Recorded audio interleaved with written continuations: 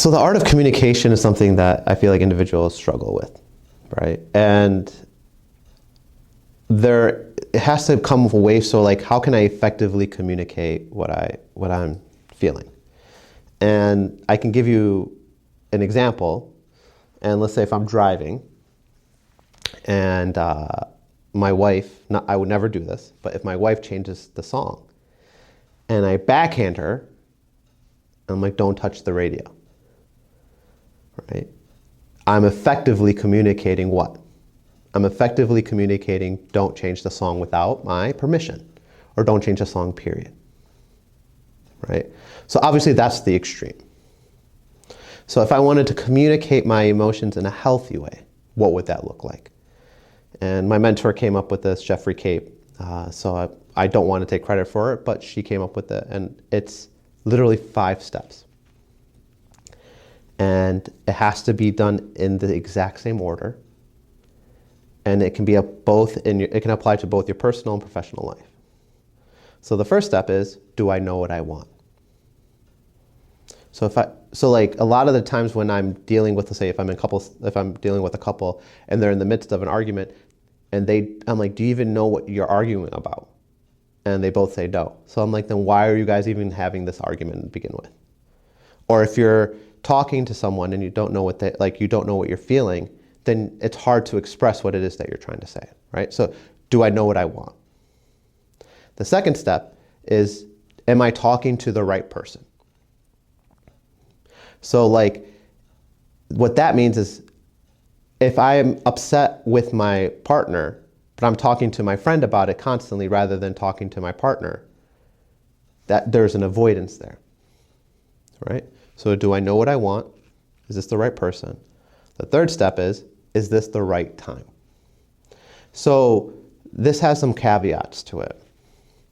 So if I come home from work and my wife is like, I really want to talk to you about something serious right now, and I'm exhausted, and I know that I can't give her the attention that she needs for this conversation to take place, I then ask, can we talk about this later?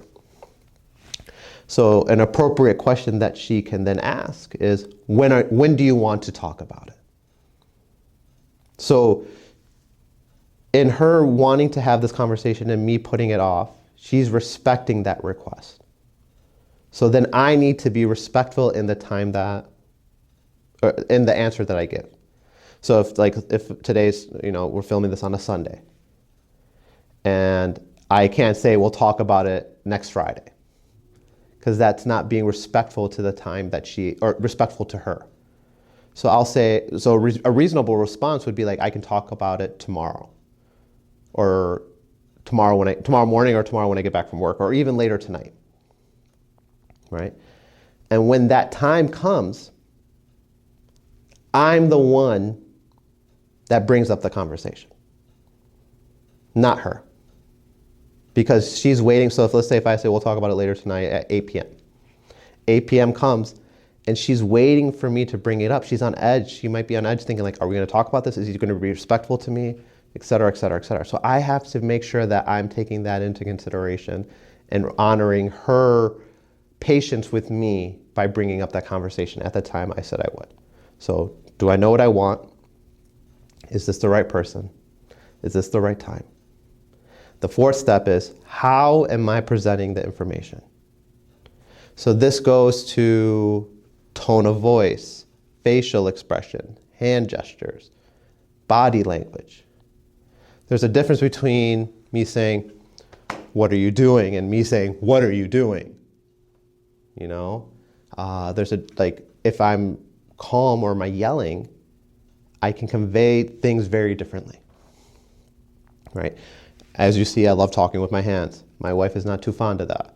So sometimes I have to keep my hands in my pockets because I like to use my hands. So that would be an example of that.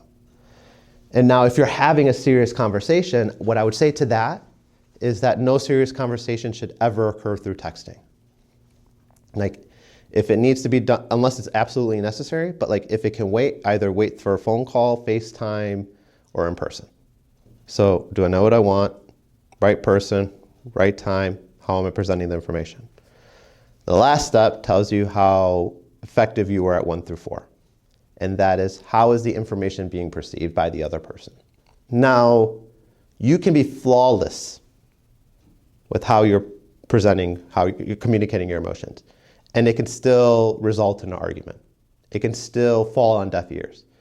So it doesn't always necessarily have to do with you when you're in a dialogue with your partner or someone else. You can be perfect with the way you communicate, but it doesn't necessarily mean that your partner or the individual you're talking to is going to be able to understand what you're feeling.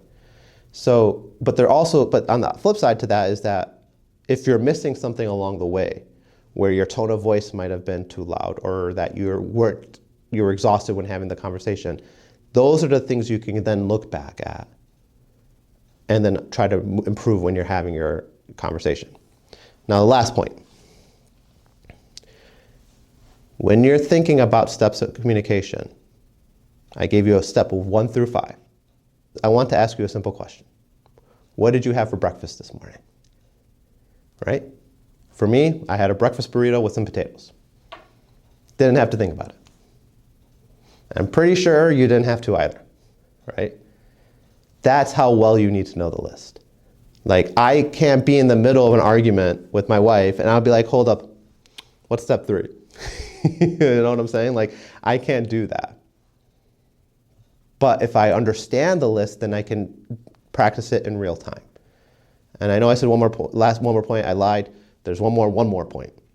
And the last point is, this can be done in a professional and personal setting. It doesn't have to be one or the other. So if you're struggling with communicating, whether it's at home or at work, I would highly recommend using these 5 steps.